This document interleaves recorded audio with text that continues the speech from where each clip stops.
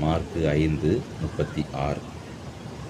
ஜெப ஆலய தலைவனை நோக்கி, பயப்படாதே, விசுவாசம் உள்ளவனாய் இரு என்றார்.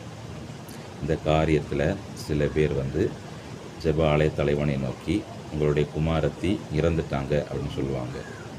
கர்த்தர் ஜெப ஆலய தலைவனை நோக்கி, பயப்படாதே, விசுவாசம் உள்ளவனாய் இரு என்று சொல்லி அவருடைய வீட்டுக்கு போய் அந்த 12 வயது குமாரத்தியை உயிருடன் மீட்டுக்கொள்வாங்க. இந்த நாட்கள்லையும் கர்த்தர் உங்களை பார்த்து சொல்கிற காரியம், பயப்படாதீங்க, விசுவாசம் உள்ளவனாக இருங்க. நீங்கள் எந்த காரியத்தை குறித்து பயந்துட்டுருக்கீங்களோ, எந்த காரியத்தில் இனி இது நடக்கவே செய்யாது என்று உங்களுடைய நம்பிக்கை அற்று போயிருக்கிறதோ, கர்த்தருடைய பாதத்தில் உங்களுடைய விண்ணப்பத்தை வைங்க. கர்த்தர் உங்களை பார்த்து சொல்கிறார், பயப்படாதீங்க, விசுவாசம் உள்ளவனாக இருங்க. கர்த்தர் பார்த்துக்கொள்வார். God plus. ஆமென்.